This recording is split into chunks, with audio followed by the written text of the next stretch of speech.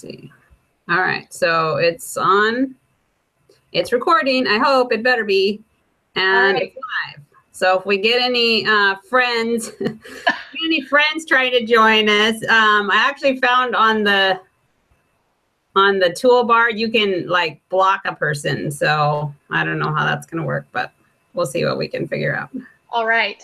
Anyway, okay. So there are 5 questions, but they're just like more supposed to be discussion starters than anything.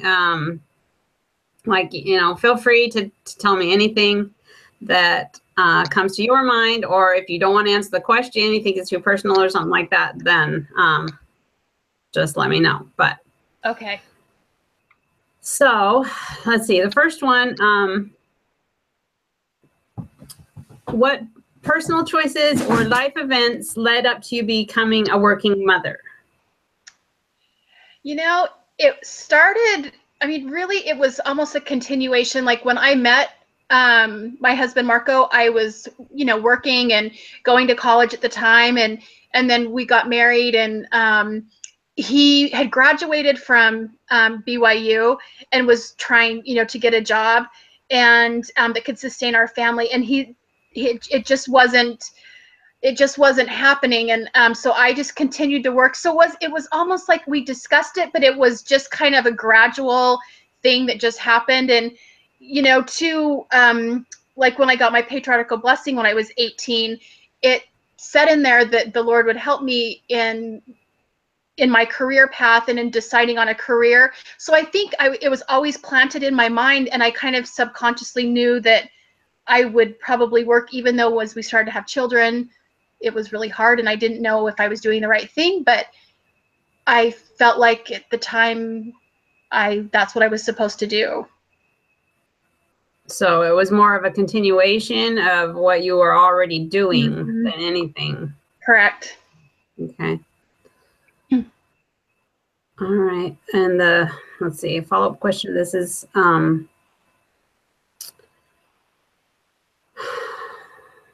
how do you think you have personally developed as a working mom? I think definitely balance. I think it's a different type of a lifestyle. And I think especially in the church, because it's not typical, but I think that I learned to balance, and in a different way. And I also feel like my priorities were always my kids and my family. And I obviously felt torn, but I guess developing and just knowing that my path is different than someone else's, and it doesn't make it worse or better. It's just a different path. So I think that at the end of, now that my kids are grown, and I think that's what I learned of it, is that everybody has different paths, and not one's wrong and one's right. They're just different for each of us. Okay. So did you feel like you were ever, looked down on in the church, or people were judging you? I do. And I think especially when I was younger and my kids were younger, so my oldest daughter is 26. So we're talking about really 26 years that have gone by. And so really especially again, when I was in my 20s and even 30s, so it was hard because there was a stigma, that went with it. And I did the best I could, and I will be honest, there were weeks that I left church in tears because of, comments that were made about working mothers, and again, I was young and I had had a certain immaturity about me. But also, it's just hurtful when you're trying to do the best you can with the situation, and instead of getting support, you feel like you're kind of not included.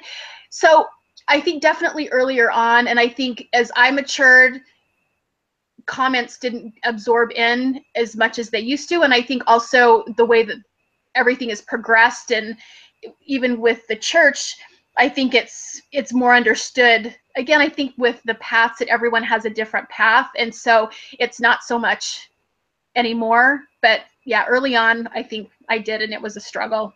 Mm-hmm. So you feel like maybe the attitudes have changed somewhat in the church and church I do. members? Mm-hmm. Yeah. There's a, I don't know if you've ever met them in our ward.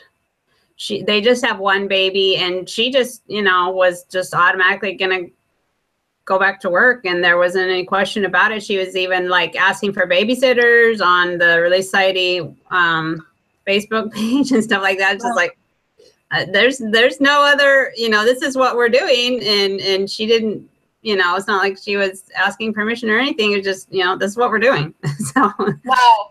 kind of interesting that, just unflinchingly, it's like, this is what we're doing. It is that, yeah.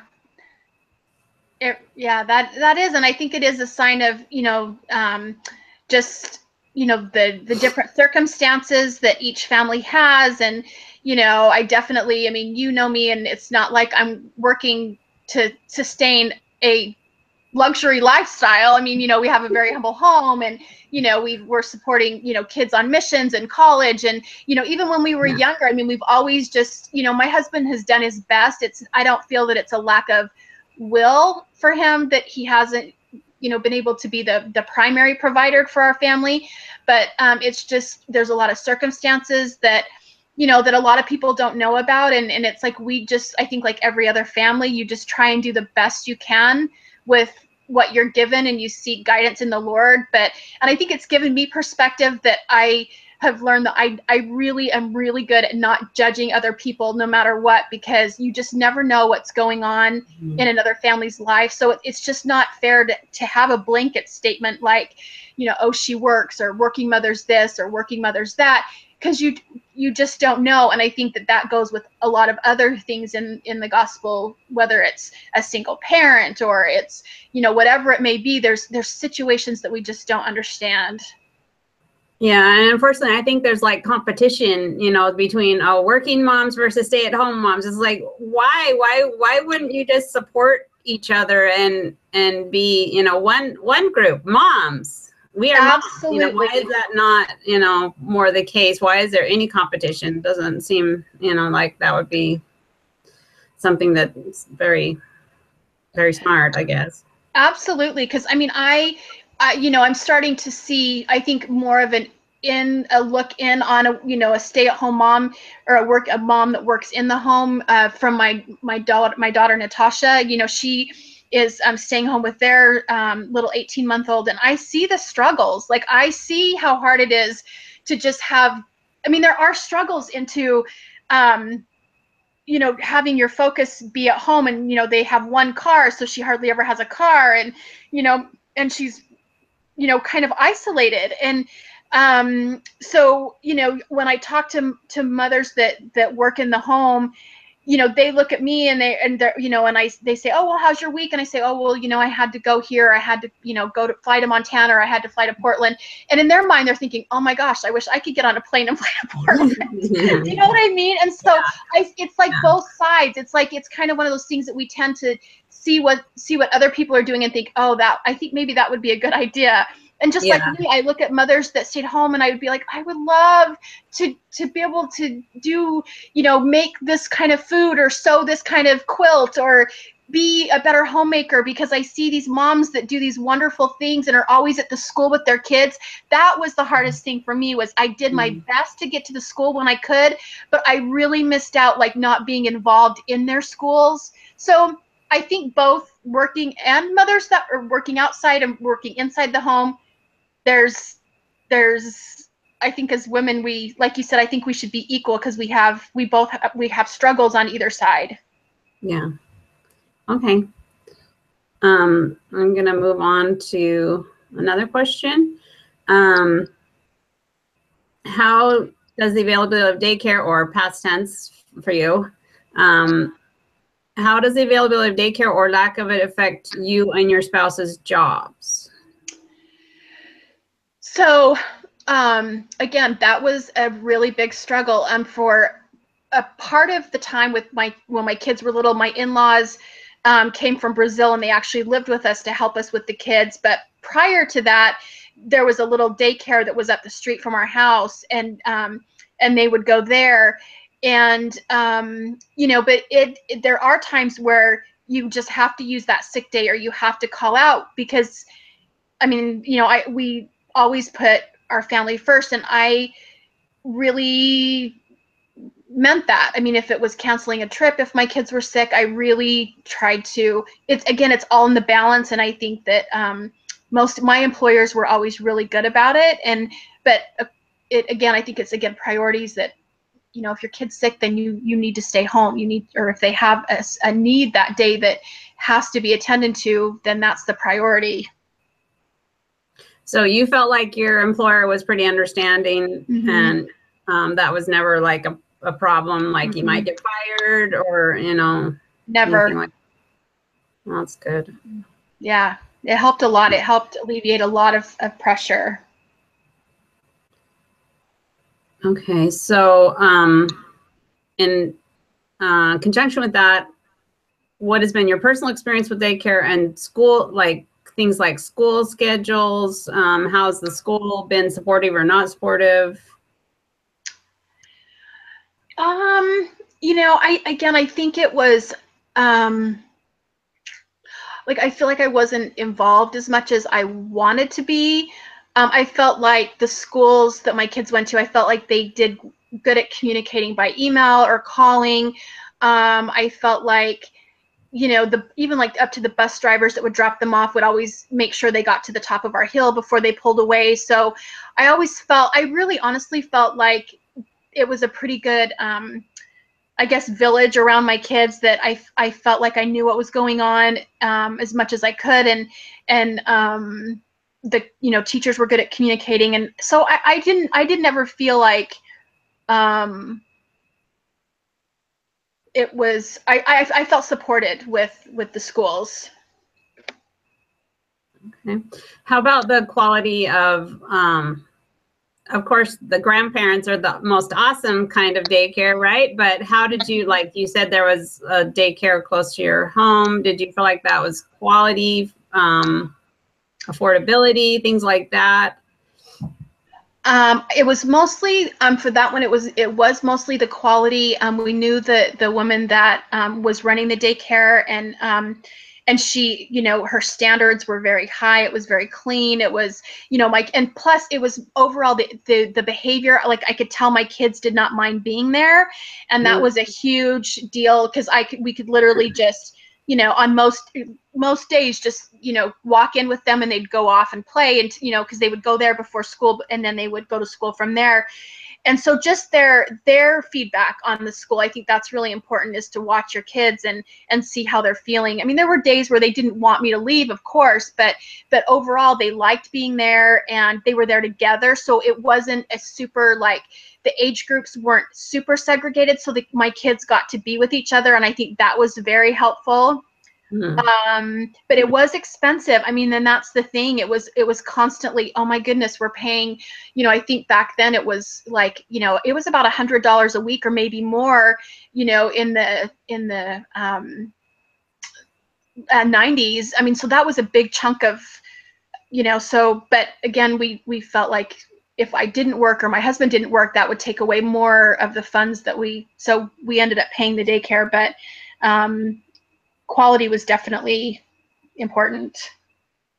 What advice would you give someone trying to, like, get daycare for their kids, or work it out so they could work and have daycare? You know, I think definitely referrals, and, you know, you definitely want to, I would, again, watch the behavior of your kids, and you know, even if you stop in and don't notify the daycare, but just say, you know, I want to stop in one day and next week and check it out before you take your kids there. Because I think, you know, definitely cleanliness and just their overall structure. And then if you decide on one, I think, you know, within the first week, they typically get adjusted to it. But, you know, if your child's crying every day before they go to daycare, that's not a good sign. I mean, I just think that kids are they get used to things, but if they're telling you something, if they're upset and they're crying, if they don't want to go every single day. But I just think referrals, I did really good with getting referrals and making sure that it was a reputable place. And I was always leery of at-home daycares. I mean, I know there's exceptions, and there's a lot of good people that do at-home daycares, but I personally, I was leery of that. So the one you used was like a daycare facility? It was. Mm-hmm.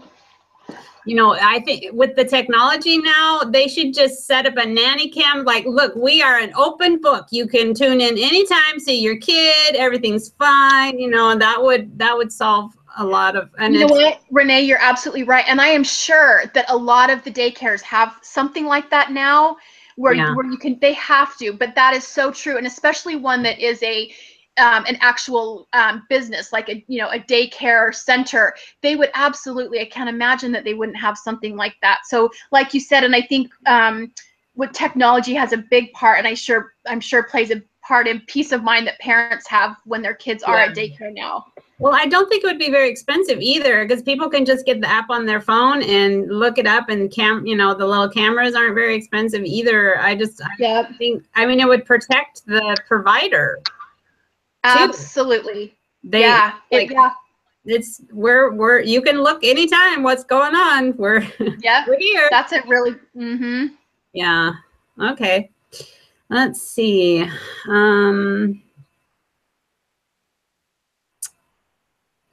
Okay, what do you think your children learned or are learning as they watched you as an employed mother?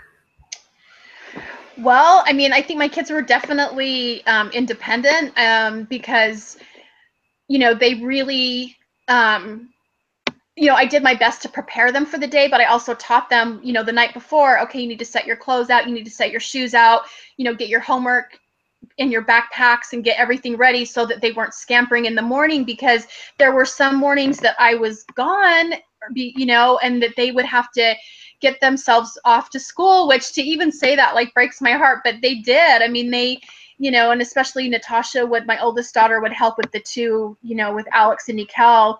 But they learned that they had to prepare and be organized, because they didn't have mom at home in the morning trying to find their left shoe, all the time. And so, and they fixed breakfast a lot by themselves. And when they got home from school, they fixed their snack. And so I think that they learned how to be independent. And the other thing is, I think they learned how to work together, because they really did rely on each other a lot. So those are probably the positive things that they took from it, I hope. Well, I know your kids are awesome, so you did something right. Well, several something, I'm sure. I just think every mother, every parent, you just do the best you can, again, with the circumstances that you're given. And I think part of it is they just come down to earth the way they are, and it just is what it is, and you just hope that you don't ruin them by the time but I do love the fact that my oldest daughter, again, is so far, she's choosing to stay home with her baby, and I love that. And my mom worked. So, that was another thing, I guess, even into your first question about when did I decide to work outside the home?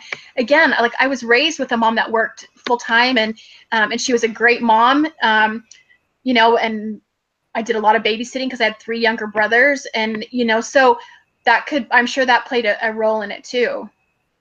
So you think just by observing your mom, you like, okay, this is possible. This can be done. Mm-hmm. Yeah, I do. Well, I remember seeing a study. I think it's one, I should find out exactly where and who, but they did a study of children of working moms, and they definitely showed, like you said, more independence, more confidence, ability to be self-starters. That was a definite, by watching their moms that were accomplishing it. They gained, certain qualities from doing that.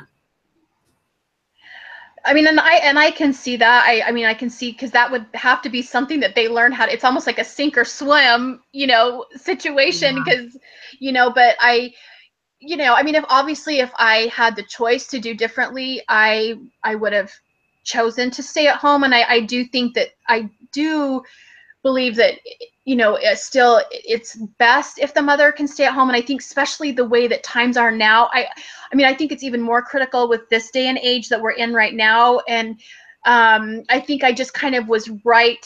I mean, even though I think it was necessary when my kids were growing up, but I think it's even more so now that the kids need their moms more at home than ever before.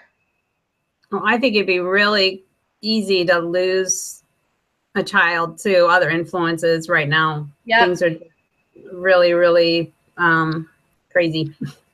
Well, they are. And, you know, and again, like my kids didn't have cell phones. I mean, Alex, my 20-year-old, I mean, he was just on the cusp of like the cell phones in his like in high school. So I didn't have a 12-year-old at home with a cell phone or a computer, right. You know, so I just didn't have those things. But like you're saying, I think definitely it's like there's just so much going on in the world now that I think I feel for working mothers and that can't be home, because I think it would be a challenge, even much more than I had. Yeah, the speed at which they could, you know, get into trouble has gone up, right? It has. And I think the level of trouble, I mean, there's trouble they can get in today that they never had not even been invented or thought of when my kids were growing up. So it's a different world for sure. Yeah. Okay. Let's see. Well, we've already kind of talked about some of these, but what would you say overall are the challenges, struggles, and rewards you've faced as a working mom? So I think to kind of bullet point, like the challenges would be obviously, you know, time spent with your children, homemaking things, the home in general, and things that don't get done or things that aren't done like they should, or and then I even think, you know, with your marriage, I think that, you know, a person only has so much time in a day and so much energy. And I think that it's really hard to have a career that takes up X amount of the pie and children take up another X amount of the pie, and then the husband takes up another X amount of the pie, and you know, and then what's left, I mean, it's just, and then you have your calling, it's just, so I think definitely with the struggle is that it's just you know, there's just things I think that are important that get probably neglected, because again, you know, when there's a maturing that we all go through in our lifetime. And I think, you know, when you're in your 20s and even early 30s, you're still, I mean, we're continuing, but you're just on that cusp of going, you know, of that, and you're kind of in the midst of it, and you don't have the understanding and the perspective that, you know, now it being, you know, almost 50 that I have. So, you know, you just looking back, I just hope that I gave enough to everyone. So I think that's the struggle. And again, I think always in the back of your mind, you know, knowing that really in our belief, we do believe that the right place for the mother is in the home and caring for the children. And so having that sometimes you carry kind of the guilty feelings, but so those are kind of the challenges. And I think the benefits are, I think we go back to, you know, the strengths that are developed in the children. And I think also the strengths that were developed in me, as far as I do feel like, you know, being empathetic, and I think having the perspective that I do, again, about everybody having different paths, and that not everybody is, we're just not all on the same path. We all, you know, seek our Heavenly Father for guidance in the path that we're on, but we certainly cannot compare ourselves to one another, because we're all trying to get to the same place, but there's just a different path. And, you know, and so that would probably be a benefit. And I mean, I don't think really, I mean, financially, I guess you could put that into a benefit,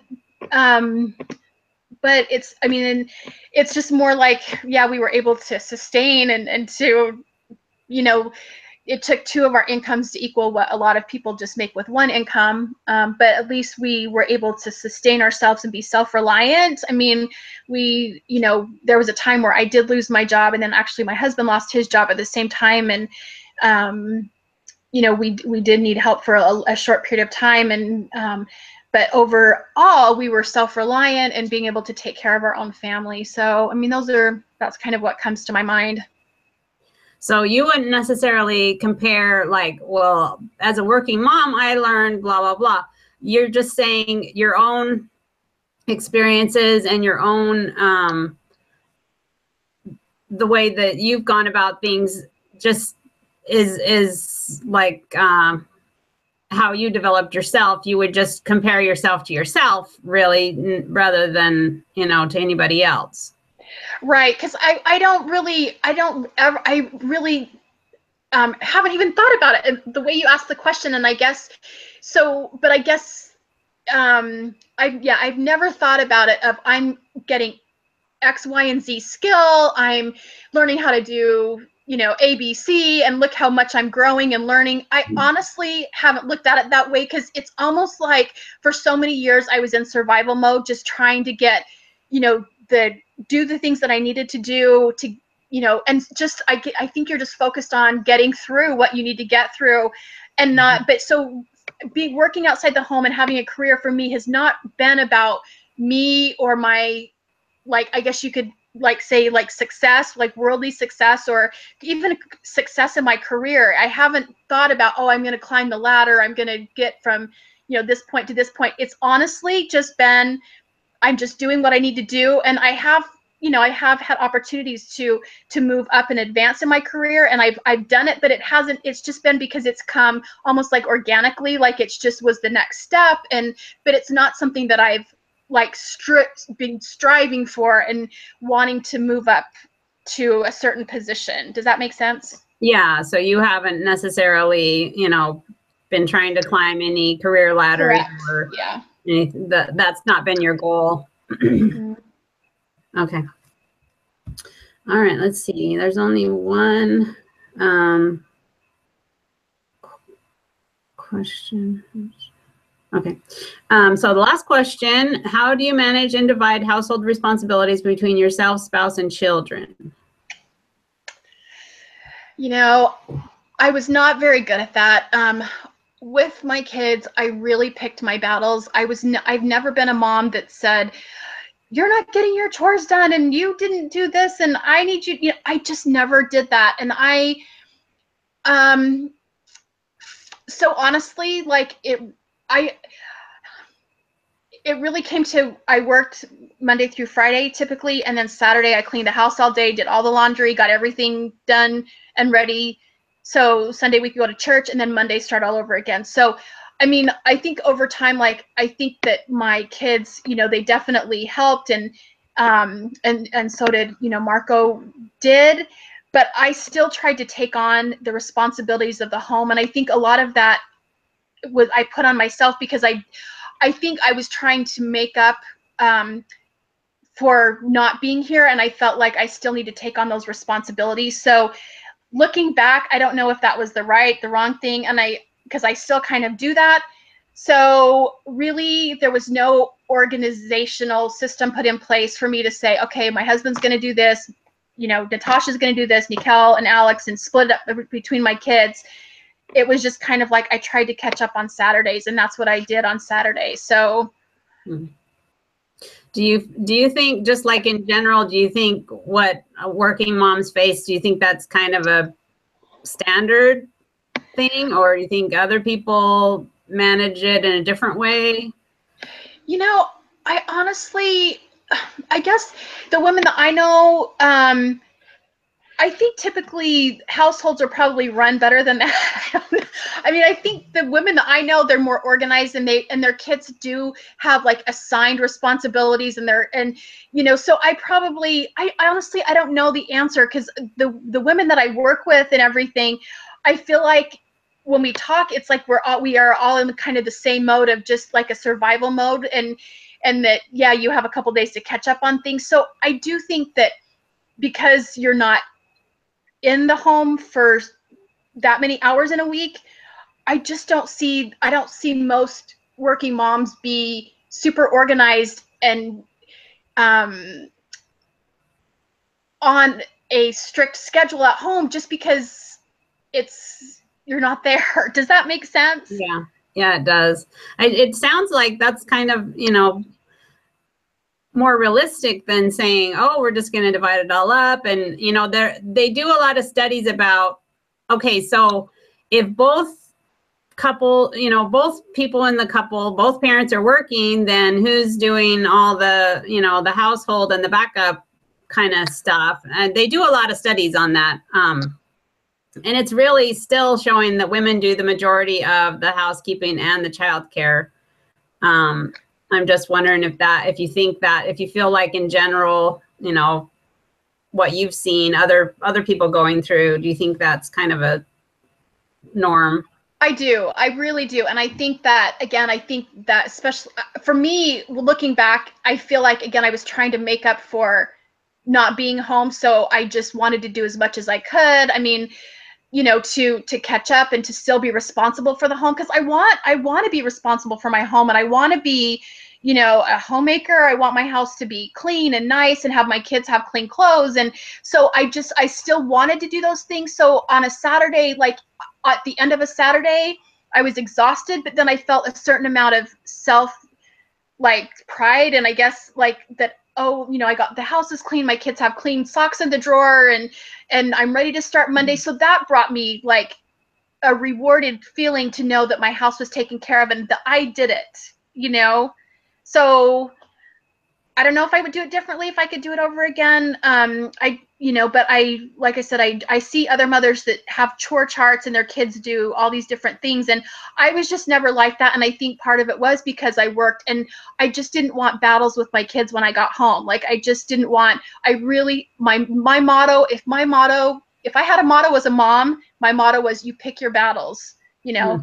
There's some wars that you have to fight, but there's battles. I would always pick my battles with my kids because my time with them was precious, and I didn't want to be squabbling over if, the dishwasher wasn't loaded or there was underwear on the floor or, whatever. So anyway, like I said, at the end of the day, we all just do the best we can.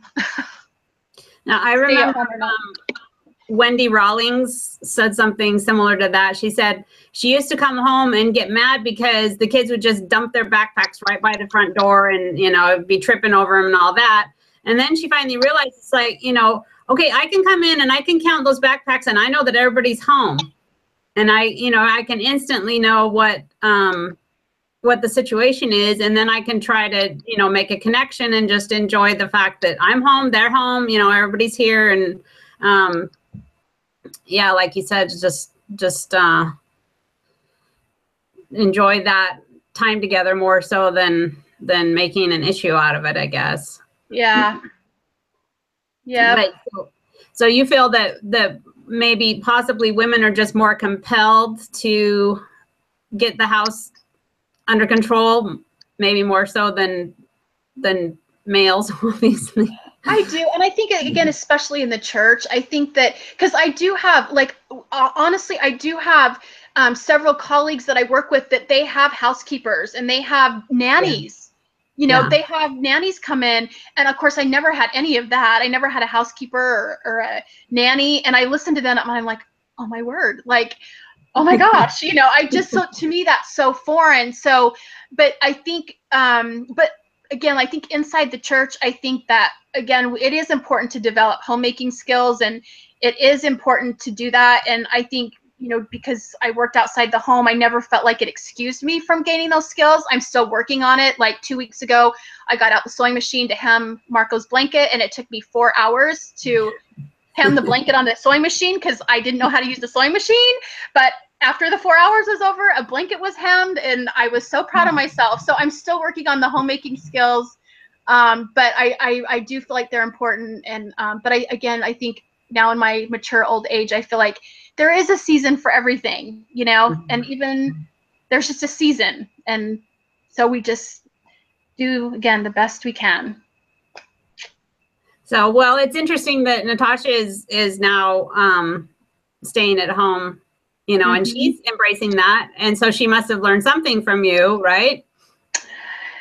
You know, I hope. I mean, you hope, and you know, you hope. That's all you can say. And she had great young women's leaders and great examples, you know, in a lot of different people. I know she loves and adores you, and you know, you and like Malia Van Komen, and so she had a lot of great, strong, amazing women around her that did work, you know, inside the home, and I know that had some kind of an impact on her also. Because she saw, you know, your example. And so I think it takes a village, and I'm grateful for the teachings of the gospel that, you know, empower, you know, young women, especially these days, to get their education, but also to be a homemaker, and, you know, and to do, you know, that family is the most important thing. And, you know, again, everyone has a different path, but I think that the standards and the guidance is still the same. But we just have to, again, with instruction from the Lord, find out what our path is. Okay, well, that's all the official questions that I had. If you want to add anything more, feel free. Otherwise, thank you so much for spending some time with me and fighting through the technology to make it work. No, you are welcome. I hope it helped. No, this is great. I'm not sure where this is going, actually. I haven't read all the directions. But it said do your interview this week, so I'm doing it. So perfect.